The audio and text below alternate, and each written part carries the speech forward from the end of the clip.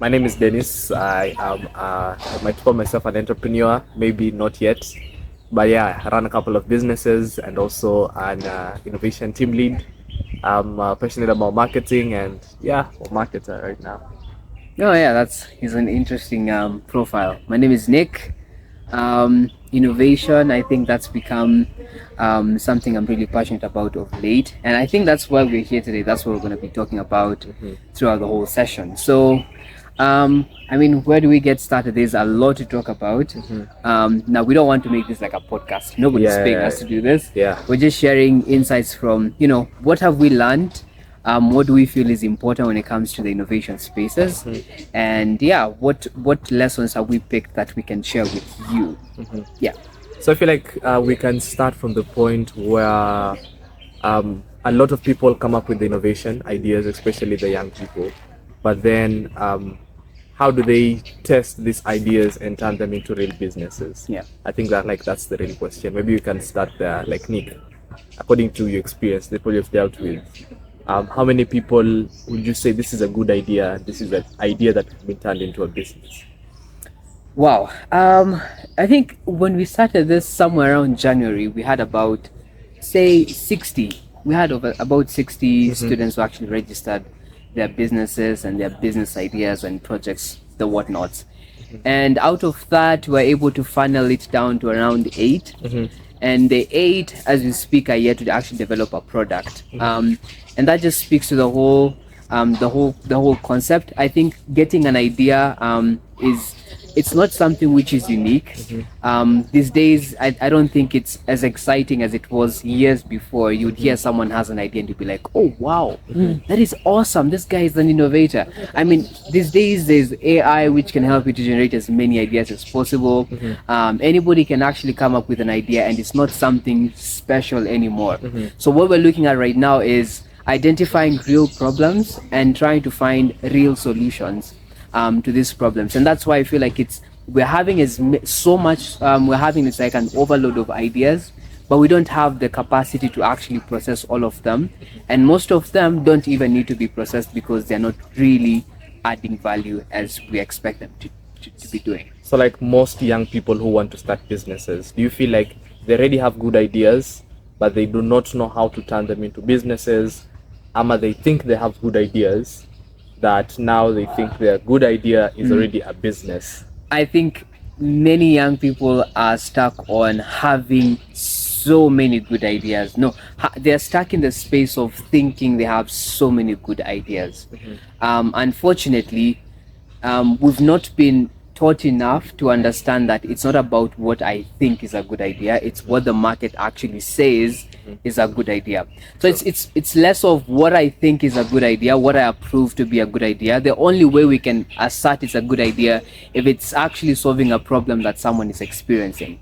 So minus that component of someone else validating it apart from ourselves, we have a bunch of young people just like ourselves who are extremely ambitious and energetic, but they can't get anything to work because nothing they are creating is actually worth working. That's really interesting. Yeah. Now, how can you help someone who is coming up with a good idea, or maybe the idea hasn't yet been validated? So what's the journey? How does the journey look like for this person? Okay. So I think I usually like to say it starts from always having. You always have to assume, most of the times, more often than not, you're working with assumptions. So your assumption will drive you to understand what is the real problem that exists. So you'll assume, and I think most of the people who have seen developing real solutions in the real world today are people who interacted with their space so well, they got so in tune with what was happening around them that they could easily pick out what is an actual problem from what is not a problem. So, I mean, you don't want to hypothetically think about solutions or problems themselves. You want to place yourself in a position where you can actually pick out a problem because you've been in that space for a while already. Yeah. So the first thing is, I think, trying to interact with the world as it is, getting to understand how, and getting to understand the world from a first principles of thinking perspective. This is how this is supposed to work, and then you'd be like, no, I think this process is taking too long. Can we find a way to make it shorter? That's how problem identification comes. It's not reading a lot of theoretical papers, it comes from experience. So step one is interact with the world around you. Find out what is actually working, find out what is happening in my world, and then based off the analysis of what's happening and your experiences, you'll be able to understand this might be a problem. Once you've identified a problem, now you validate it by saying, this might be a problem, but is it a problem worth solving? How do you say this is a problem worth solving? You move from how much money am I going to spend trying to come up with a solution for this? Number two, how many people am I targeting with this problem? How many people are actually experiencing this problem that is going on? So it's a bunch of things. It's not just having a problem itself, it's having a problem worth solving. Then after identifying a problem worth solving, it's now moving towards creating as many solutions as possible, picking out the most viable solution, which is something you'll always create based off whatever your customer recommends. And then after that, I think it's a whole, but the most initial things is when it comes to problem identification, it's not theoretical. AI will not help you to really identify problems around you. You can never cook a real problem. You always have to experience it. Yeah. So now, okay, this person has identified the problem. He's found a solution to fix this problem. Because this is something that a lot of maybe young people face, that you come up with an idea when you're in university, or maybe you came up with the idea when you're in high school, and you came up with a product that could fix this problem. But then now you get trapped into your business not growing, where even if the business is generating revenue, you still do not know how to turn this into a successful startup. So the business runs for a couple of months, maybe a years, then the business fails. Yeah. What do you feel is something that maybe young people go wrong? Like what goes wrong? Because like right now, we're in 2025, right? Yeah. How many successful business stories have we had of young people who have raised businesses?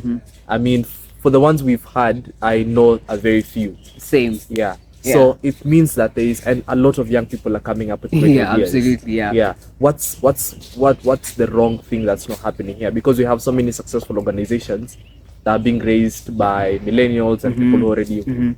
So what is something that young people can look at and be like, wait, this is the problem, or this is the direction? Maybe we're going this way. We need to at least pivot a bit to another direction.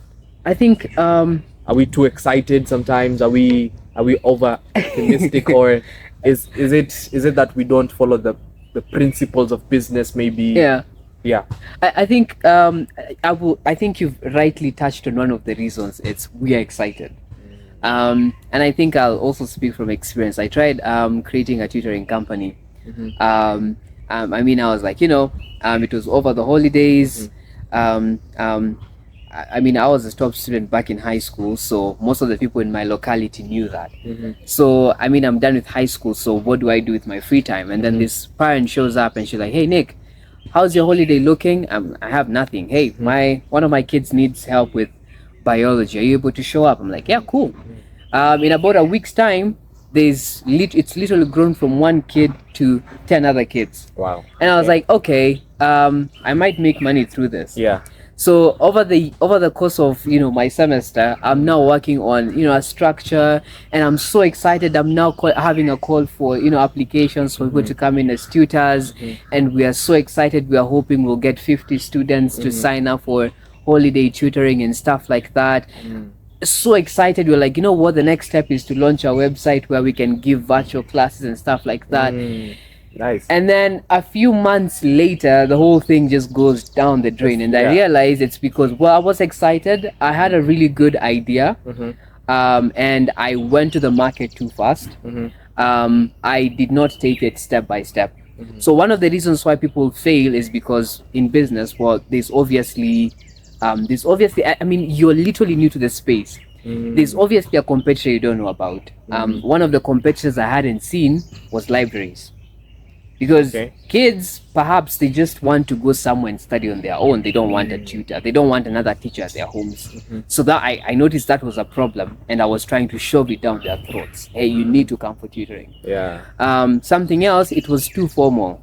if they were to study over the holiday, if I were to study over the holiday, I want it to be informal. I want it to be more fun. I want it to come with, you know, playing chess and so it doesn't look like a conventional school. True. But I was making it a school because that's what I felt was right in my brain. So learning from that, one of the reasons why business fail, of course, it's excitement that comes with, you know, I have a good idea, I'm just gonna go. So little emphasis on the kind of product you need to develop. Because I didn't know whether I needed to open a, you know, get a physical location, or whether I needed a virtual space for kids to learn from. I never took time to think through the actual product as it was needed. Yeah. So excitement is one of the problems, and this excitement will obviously blur your ability to identify, you know, loopholes, because you feel like your idea is so perfect, it is failure proof until you actually experience a failure. So being too excited will definitely limit your success. Then secondly, again, goes back to what we've spoken about. You know, business and, you know, entrepreneurship and innovation requires a lot of iteration cycles. So it will come from, this is the first place where I started, I failed this way, and then I am going to pick the lessons I got from failing here and, you know, reinvent my business in this way. So many people, just like myself, you pick that failure and be like, okay, this is bound to never work again. Yeah. So these are things, when you take into consideration, I think they really hurt the businesses, and why many of these businesses, like I said, working with 60 ideas, yet we've only been able to validate the ideas, not even develop products. We've been able to validate the ideas of about 8 of them from a pool of 60. Mathematically, that's an eighth, less than an eighth of actually the number of signups we got, which is a big problem. That means out of every 8 startups you are working with, out of every 8 teams or every 8 entrepreneurs, only one is actually solving a problem that is worth solving. So it goes back to, there's a lot of things when you go to the business development side, and I think that is something we can always talk about. But the early stages, especially for, I think, the audience, the early stage is where many people really fail. Because if you have a wrong foundation, if you're trying to solve a problem that can be solved, or you're presenting a solution that is actually not feasible for the people you're solving for, then, I mean, it's bound to fail for sure. And do you think, like, this is something I kind of experienced, where you have a good idea but you do not have the enough funds for that idea, so you end up coming up with, you kind of crush down the idea into something that is feasible to where it can apply to, but then you also realize that this idea it kind of has a ceiling of growth. Yeah. And I feel like what you were doing tutoring, right? Yeah. And the aim of you doing tutoring was, you're not going to do tutoring for the rest of your life. Absolutely, yes. You see? Yeah, it's so true. I find business ideas that young people come up with, it's that they want to come up with a business that is scalable, and they want to reach a place where now they set up a business and the business can run even without them. Yeah. Absolutely. So that they can go focus on and running another business. I think that's what I want to do. So if I was doing a tutoring business, is it wise to approach a business that you feel is already doing tutoring, and then kind of like merging up with them? Will that like be sustainable? How do you think about that? Well, I think one of the few things, and it goes back to, again, problem worth solving. It depends on how much value you attach to what you have. One of the reasons why it didn't work out so well for me is because, frankly speaking, I was investing more time than I actually had. So for me, yes, I was making money out of this, and it was in the lines of being profitable, because I was like I had really pretty good marginal returns. I was in the profit side, but again, how much profit I was making could not match up to how much time I was spending. You're spending so much time. I was spending so much time, but I was reaping so little from it. So for me, the wisest thing for me, I was like, you know what, I think it works. I tested the concept, it works, but I just don't know what to do with it beyond here. Yeah. So I mean, something I could have done better is, handed it over to someone who probably has the capacity to navigate with it. But I didn't do that. But yeah, it depends. There are people who will, I don't know how we call it in you kind of like transfer You kind of transfer your business, yeah any rights. the ownership and everything, and yeah. probably if it was really valuable, you just take like a share. Yeah, you can retain You a know, percentage. yeah, you of can the, retain a percentage of of the business company. and stuff like that. So yeah, it really depends. Goes back to how much value you how much commitment, how attached you are to, you know, whatever you're building. But I think otherwise, in my early 20s, I don't think I'll want to associate myself permanently to any of the things I'm creating. I think what I'm doing is, and this is so different from how other continents are doing it. When you look at China, these kids start developing startups from a really young age. Yeah, yeah. In uni, this is the first place where I experienced the whole concept of having a startup. So for me, I think this is somewhat learning phase, and I think many of us will be in the learning phase for now, because we are still exploring what the world looks like, what our environments really need, and we're also trying to discover what is the real value that I can provide to the world around me. So as you're doing this right now, yes, you're making some bit of money, but you're also exploring. So chances are you will not proceed with the business into the future. You'll actually gain enough skills to help you to build something bigger and something more sustainable in the future. Yeah. I think when you're saying that, one thing that struck into me was I was listening to a story. I don't know the exact number. Okay, the person was sharing on how many businesses he raised and failed until the actual one that actually made him money did well. Yeah. And this person he said he raised around 100 or 200 businesses. Whoa, that's So insane. like, just thinking about that, this person spent 1 year or spent years building one business and it failed, Yeah. and spent another year and countless hours building another business and it failed. And I think that is the fear to young people who are coming up with businesses, where they're feeling like they will have to kind of go through that phase where they'll be building and failing and building and failing. Yeah, and they kind of they have that notion where it's a get rich quick scheme. You want to get rich, like you want to do this fast. So it just starts now. It works now. Yeah. It has to work immediately. Yeah, so the young people want, if I'm starting a startup, I'm starting a business today, in like 2 months it's already making money. In like at the end of the year, I'm buying my first Lambo. You know? That's true. Yeah. So in 2 years, it's scaled all over Africa. Thank you. You're literally reading my mind. Yeah. You see, so young people, I think, also want to work with speed. And when you kind of go through that phase that things are slow, things are taking time, they get, I think, impatient. They're not patient enough to wait.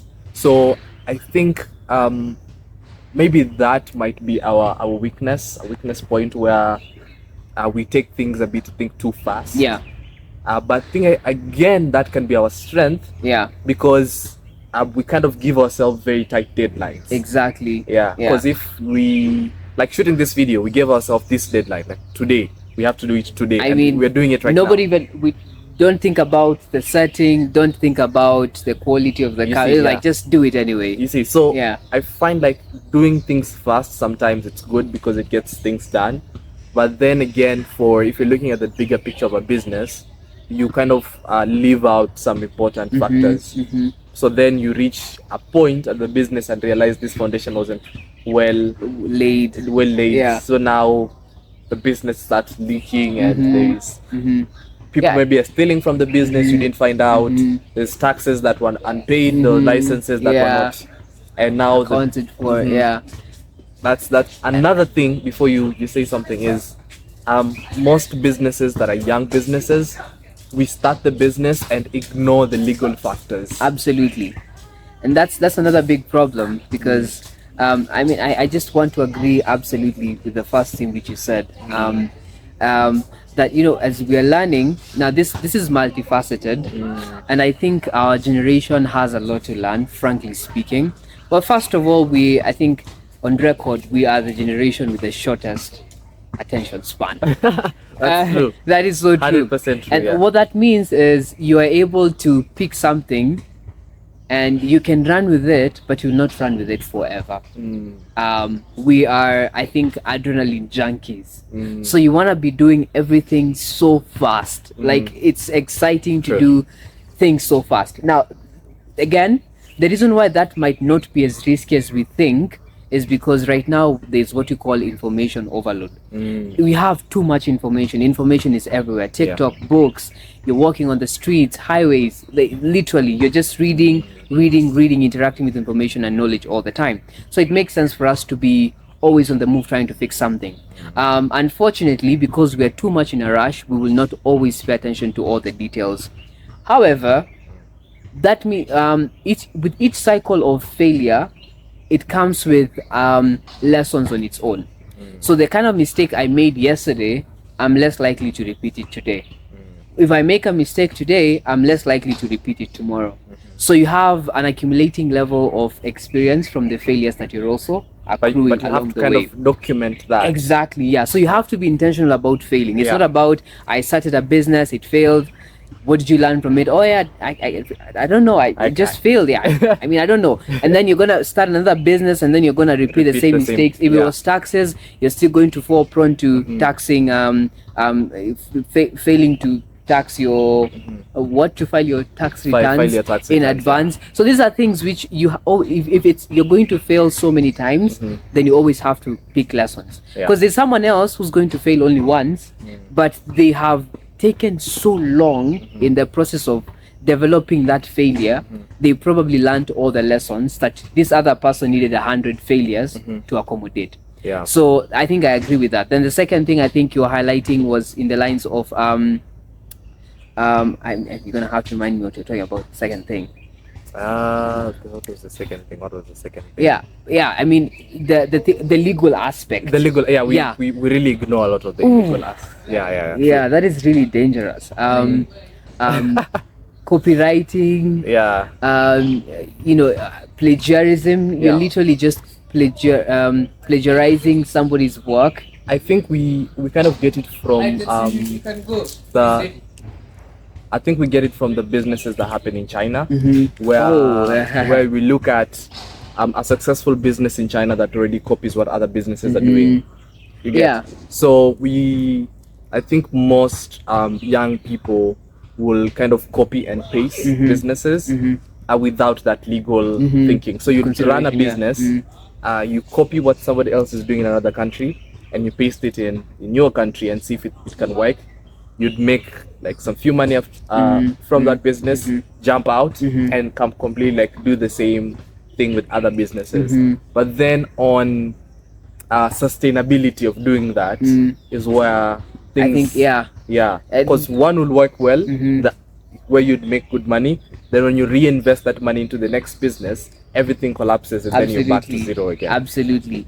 And there's this thing they usually say about China in the US. They say America creates, China imitates.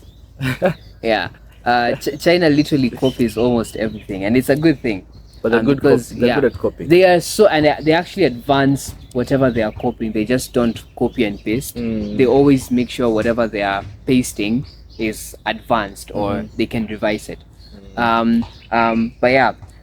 So when it comes to the area of really the law aspect of it, you don't want to find yourself, and I think it's also a problem, not even the legal aspect only. You don't want to find yourself in a place where you're taking a business model that worked in the US and you try to implement that in Kenya as it is. The reason why the markets are so different, I was doing a contrast between the Kenyan market and the US market, for instance. There's such a stark contrast. If you were to take how Tesla is doing stuff and try to do that in Kenya, you are bound to fail miserably. And the reason why is because they are two different systems. True. The levels of technology are different, the levels of expertise, the needs of the different markets and economies are different, the resources they have are different, the funding styles and mechanisms are different. So you cannot allow yourself to really imitate. There's a legal aspect of that, and at the same time there's also the impracticality that comes with it. You just can't copy and paste what's happening in China into Kenya. We don't have the same level of expertise, we don't have the same level of machinery, we are not at a similar level of industrialization, the markets are not copy and paste. So if you were to borrow a model from the US, at least try to make some advancements and adjustments based on the market needs within your own system. Yeah.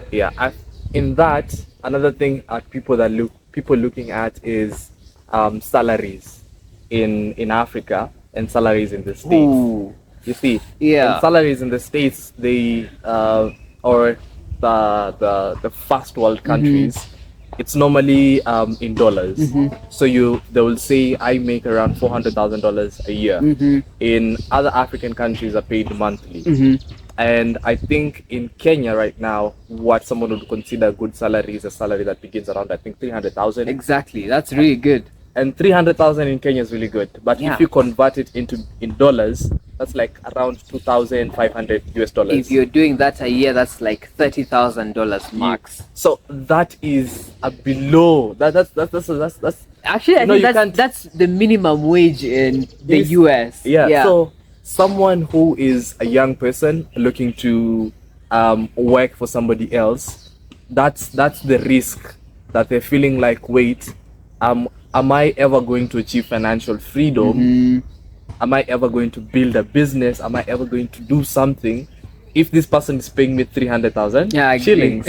But then for the Kenyan perspective is, man, you're making 300,000 shillings. it's like you're actually making 300,000 Hey, shillings. You What can do you live. mean? You can live in Kilimani. You can eat well. Yeah. You can do all the Go good for things. all the dates, go for all the holidays. Yeah. You can literally sleep on Saturdays and Sundays without pressure. Yeah. Now we're coming up with younger people who want to make $1 million a month.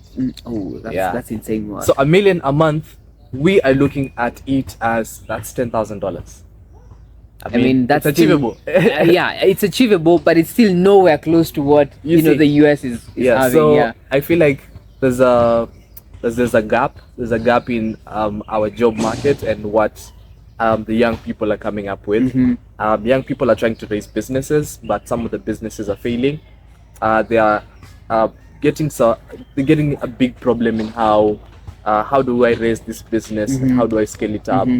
How do I become an entrepreneur who is running different businesses? I feel like we need more innovation and incubation centers Absolutely. where young people are able to incubate their ideas, validate their ideas, and know that is this something that can work.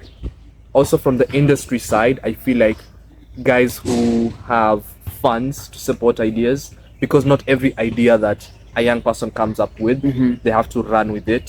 We can have ideas that are sold off, Yeah. like spin-out Yes, companies. yes, yeah. Yeah, Spinner, yeah. So that is one way where young people are able to like grow their companies, and we can start our own Silicon Valley in Africa. Absolutely. And I feel also with expectations that young people have on like salaries and stuff, it's out of them looking at what other young people are doing in the States and now trying to compare Comparing, it yeah. to you.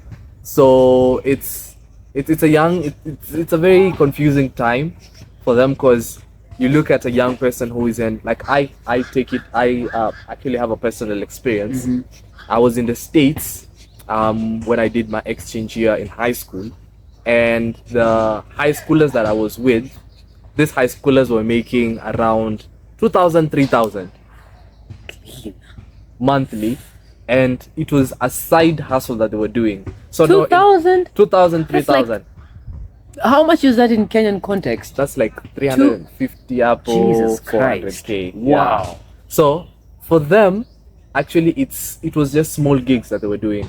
Because I was in a state called Nebraska, so they were helping with like farmland and stuff like that. Whoa, farm work? Yeah, $2,000? $2,000, and that's insane. little money. Wow. That's little money. People are making upwards like $10,000, $20,000.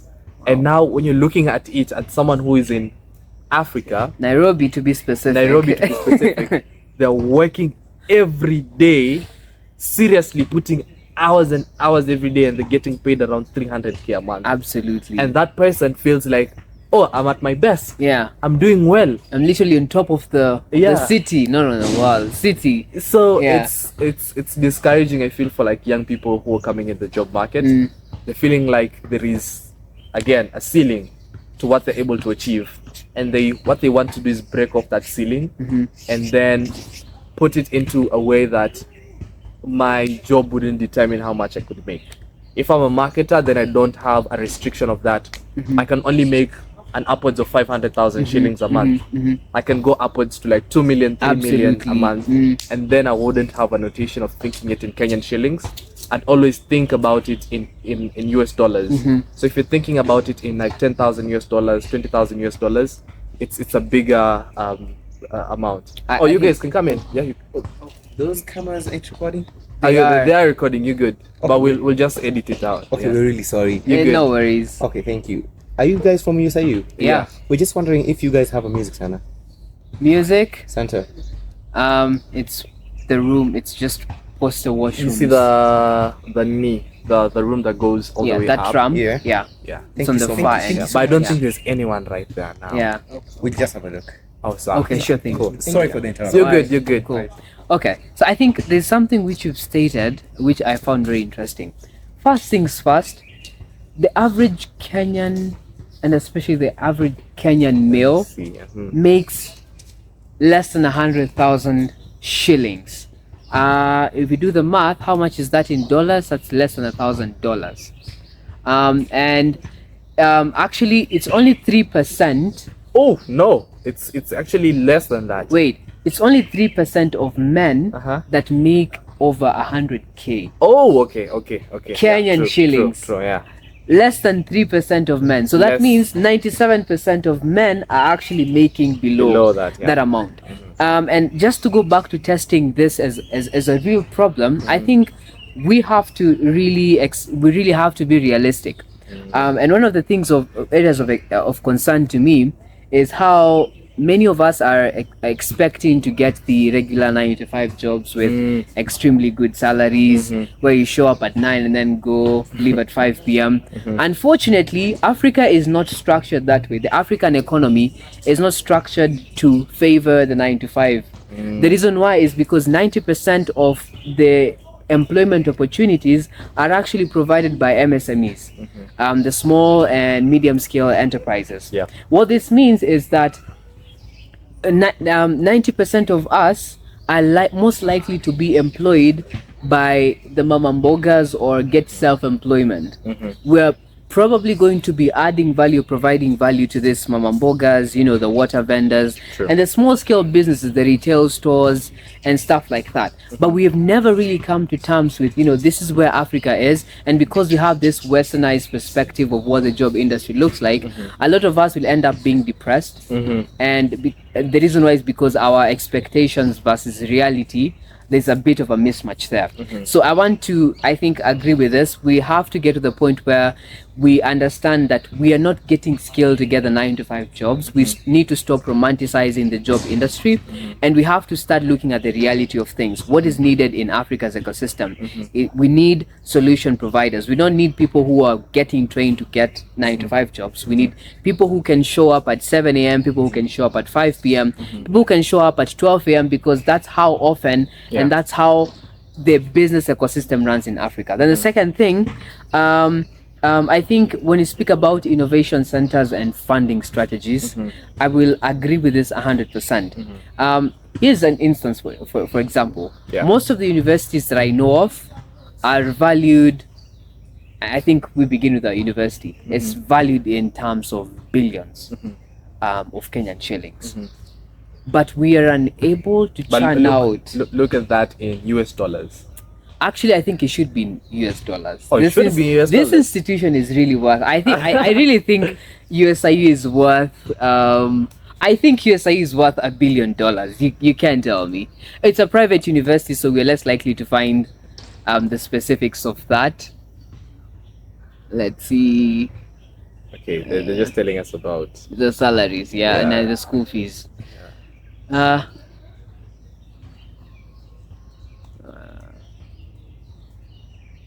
see.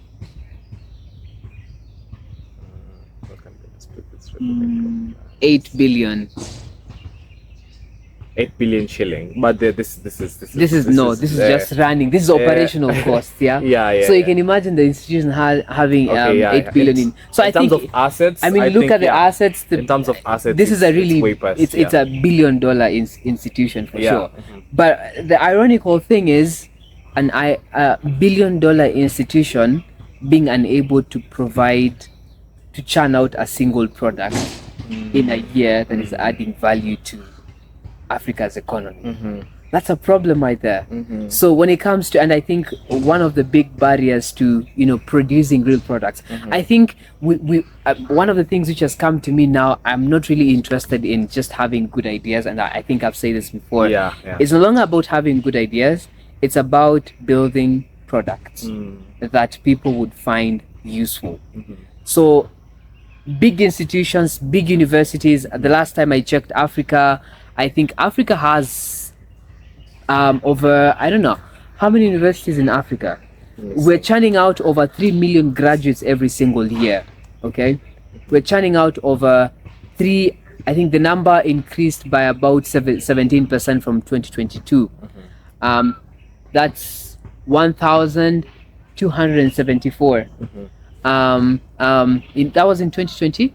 This is in 2024. I think 2024. Yeah, so we have more we can have a few more universities now. I mean, 1,274 institutions that are not actively pushing out real products into the world every single year. Where do we expect the businesses to come from? True. And what happens to be a big obstruction to this process is that many of us are based off the our earnings, based off the salaries that we're getting, based off what Africa's economy needs, we're unable to actually focus on product development. Unfortunately, because we can't industrialize on our own, we'll keep relying on external products, and that means we'll keep on losing profit margins every single year. We'll always keep on being on the negative side of the balance. So what we really need to focus on is, can these institutions, the big institutions, the innovation centers, would they actually fund prototyping, which is a big hindrance, because people with really fancy ideas, amazing and incredible low fidelity prototypes, but they are unable to actually generate a real product and present it to the real world. I think that's something which would need to be done for sure. Does that mean we kind of have to change the culture, the working culture that we've been having in Africa, specifically I'd say in Kenya, where most of our employers or people who run businesses kind of have a reluctancy in bringing in young people to work with them? Yeah, because what I'm seeing right now is a shift where I appreciate what some employers are doing, where they are inviting new ideas that young people are having. So you'd find the Gen Z who are more tech savvy, and they are smart in a way that most of the things we've grown up seeing things are done fast. Yeah. Because we came in and the age of internet was coming out. So we had Google already. Yeah. Our parents had to go to libraries and study. For us, we just had to ask Google and now ChatGPT. And now we have AI, you see. So everything is becoming faster for us. And now we've adopted that fast mindset where if we get into a business, we find ways of how we can do things faster. Agreed. So like for me, I work with some few businesses here and there, and what I advise for them is like, try using this AI to do ABCD. Try using this to fasten this work. I mean, at this day and age, if you're writing an email, I mean, you're spending 30 minutes. And the truth is, it's not being lazy. It's not being lazy. Because you're gonna, in fact, most of the work you're gonna be doing is prompting. You're gonna be prompting the AI to give you the script as you want it to be. So, So I find that the working culture has to change. Yeah. For those businesses that are very rigid and are very stagnant, to allow new ideas from young people to come in. They're going to feel the effect 2-3 years from now, where other business would have been ahead of the curve. They've already adopted AI into their systems. They've already protected their systems from being hacked and stuff like that. where these businesses that haven't adopted AI, and they're like, oh, we'll just do what we've been doing because it has been working. I'm telling you, like in 2-3 years from now, it won't be working. I think I'll agree with that 100%. There's I think each generation comes with its own perks, and of course its own quirks as well. The problem with working with Gen Z is we're very, Gen Z is unstructured. They Yeah, don't like don't tell me to show up at Yeah. at 7 a.m. Yeah. Don't tell me Be to very come to flexible. office when there's nothing I'm supposed to do just for the sake of receiving a salary. And I've gotten that so many times. That's some of the things you'll have to work with. There are people who like to think, so you will not program Gen Z to do something. They'll tell you, hey, I think we can find a more conventional way of doing this. So that's one of the advantages. Some of the disadvantages. But now when you look at the advantages of it, and I will admit to this frankly, anybody that is able to adopt this young and absorb this young talent is preparing themselves for one thing: innovation. Businesses that are trying to adapt themselves to new markets will have a really difficult time because the largest consumers in Africa especially are between 18 to 35. These are the guys who consume the most. Yeah. They may not have the most purchasing power, True. but they're the guys who have the highest purchasing drive. So there are some of the guys who contribute greatly to. So if you want to sell a lot more to these guys, you have to really work with people who people who are themselves. So I think for innovation and advancement of businesses as we have known them from the past, to move from what they've been in the past to what they have to be in the future, we definitely need to absorb new talent in businesses. I think I would say each business, I don't know, Mama Mboga, Boda Boda, they definitely need a Gen Z associate. They need someone who's adopted, someone who's younger, because the way of thinking is different. It might be, and because we're very innovative and we're very creative, we know how to harness technology. True. It will be an advantage for any business to actually adopt the young people as we know them. Yeah, I think that's well said. There's a need of changing the culture, and there's a need of businesses that have already been running to adopt the young people and the young talent, and to also introduce innovation. We've seen it time to time where companies like Kodak, the camera company, that failed because it didn't have innovation, and innovation is always there. Yeah. Like, look at how we used to go to a place and we only had cash. Now we have M-Pesa. Absolutely. We were not able to send money to someone who was abroad. Now we can send money. We used to use donkeys to move from Nairobi to Mombasa. Now we have cars. We have better coming cars. Yeah. We have electric cars. We have, so innovation is always coming. It's that also the way we do business and the way we transact in terms of skills. So that also has to improve. Absolutely. I think so the thing we might maybe look at is maybe risks. What are the risks that are posed as so this as I understand it well, there is around 3 or 4 types of young people that we have. We have young people who are okay with the 9-to-5 jobs, who are in universities or have finished high schools and just want to work for someone. The young people who are entrepreneurs, but then they are in a phase of they're running a business, but they do not know how this business is going to do. There are entrepreneurs who are already doing well, and they already know that this business is sustainable. Most likely, you'll find that they're adopting a business that was being run by the family. So they are already inside the systems, and now we have mega entrepreneurs now, guys who want big, guys who don't just want to run a business. These are guys who want to become billionaires, own empires. They want to own empires. So they want to build businesses and build a system and let this business run by itself, go away, maybe go to another business. And these are people who are not limited by country. They will look at Kenya is doing well, I can run this business in Kenya. Ethiopia next. Ethiopia is, I'll run this business in Ethiopia. So all these types of young people, how do they help each other? how we're looking at it in terms of the way things are going, is like does it complement each other? I don't know how to put it, but Okay.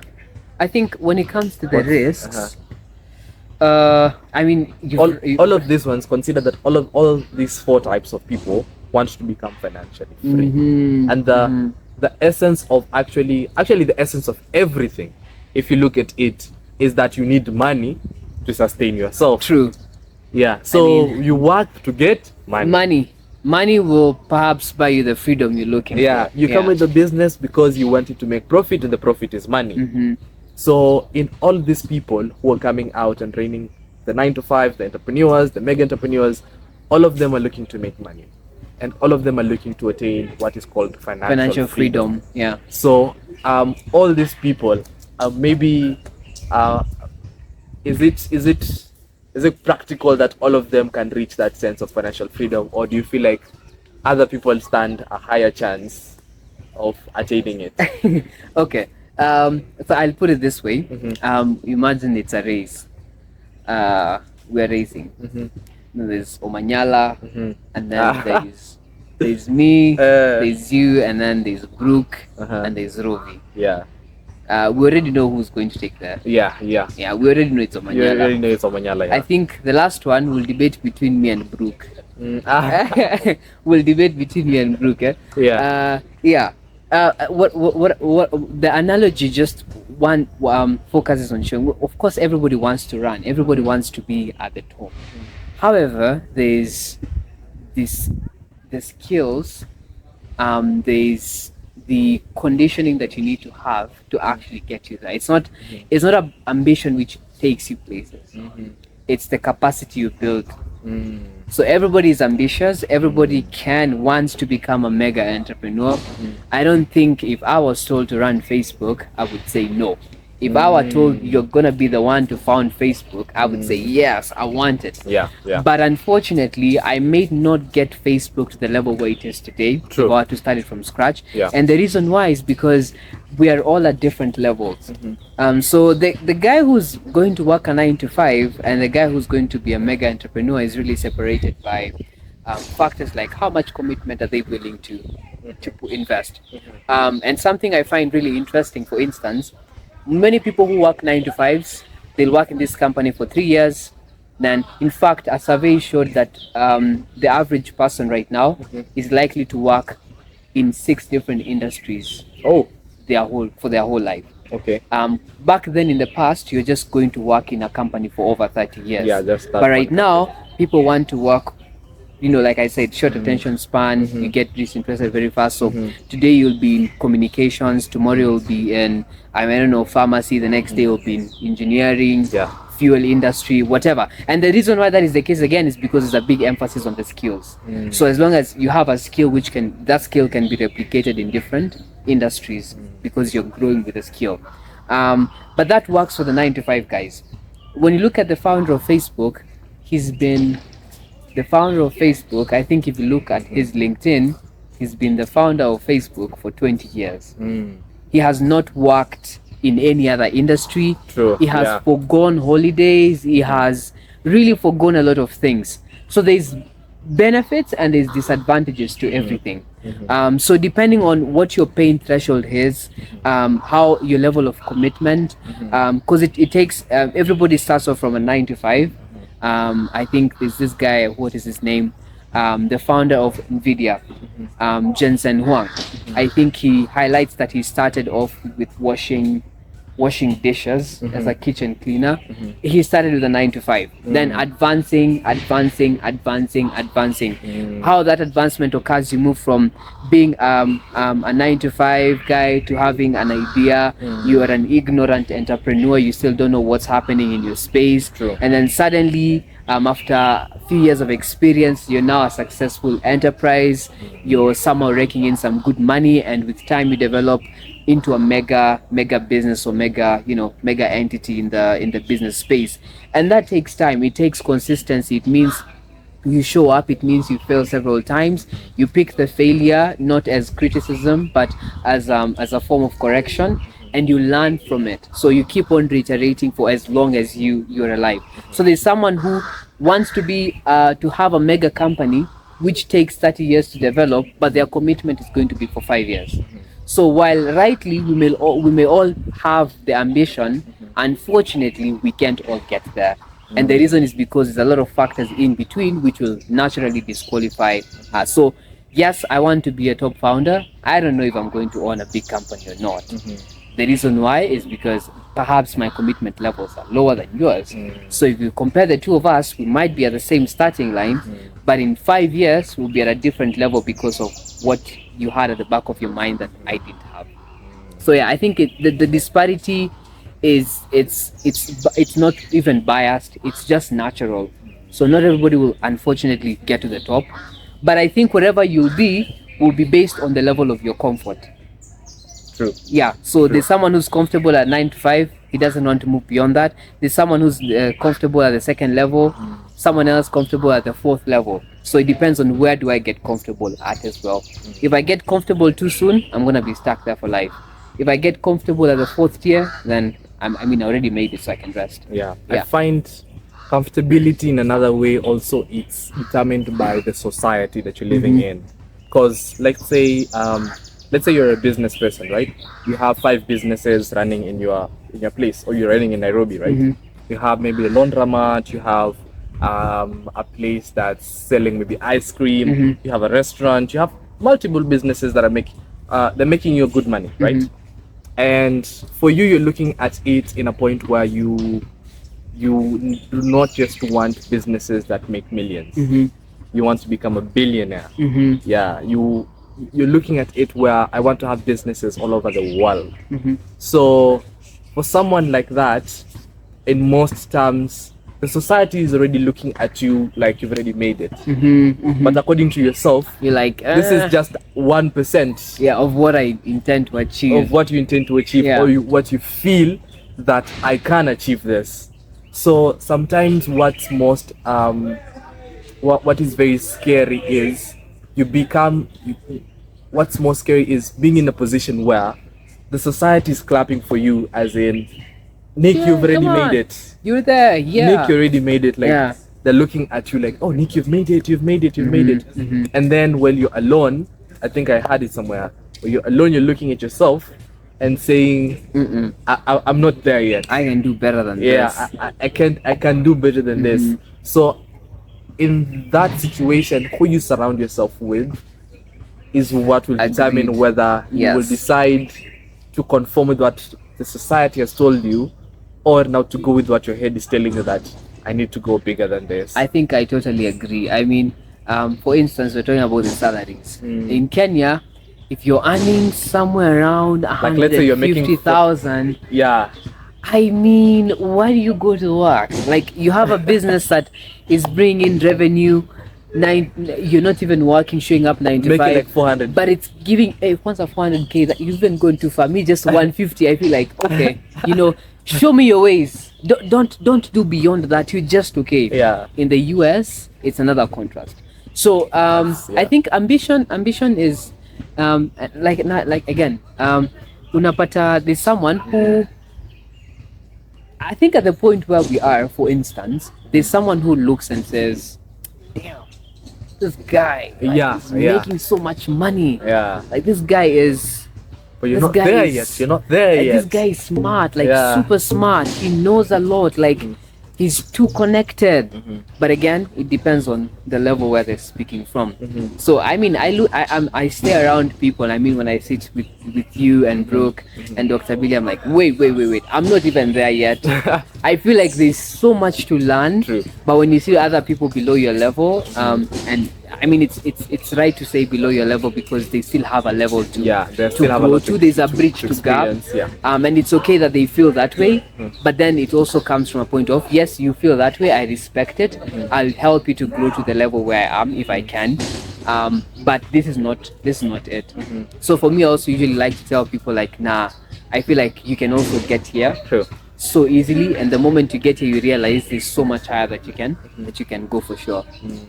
And just give me a second. Let me check you could. Just a second. Oh, okay. What's the nini? 50, 54. I don't know. Mine is around 55. 55 as well. Oh. I That's think an we're hour. close to finishing. That's pretty good. An Yeah. hour of wow. Oh, You have so many clips. yeah. Another thing is also, do you want it bad enough? Exactly. Do you want it bad enough that you're going to have sleepless nights? Do you want it bad enough that everyone else is going to misunderstand you? Do you want it bad enough that you'll be making enough what people find Consider enough. Yeah. but for you, because you're running multiple things, it's not yet enough. Like, so you have to be that heavily ambitious person. It will reach a point where you will kind of look like a crazy in what you're trying to do. Yeah. But then what will determine, what will give you the strength to go past that is now your heavy ambition of being almost what's the right word? Like you're so invested in your desire to actually go higher. Yeah. That it doesn't matter what people Yeah. consider as a high a level of high to them. You're really just absorbed into your own space. Yeah.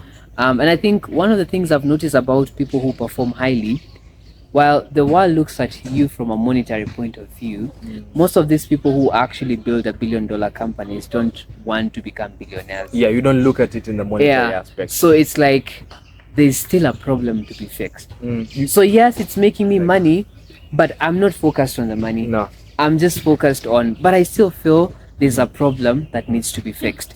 And this is also something I have also written about. It's not about building $1 billion company. It's about providing a solution worth $1 billion. If people took the focus off, I want to build $1 billion company, and they started saying, how can I build something that will be $1 billion of worth in terms of solutions? I think that would make more sense, and it will be more fulfilling. When you look at the founder of Minecraft, I was reading his story yesterday.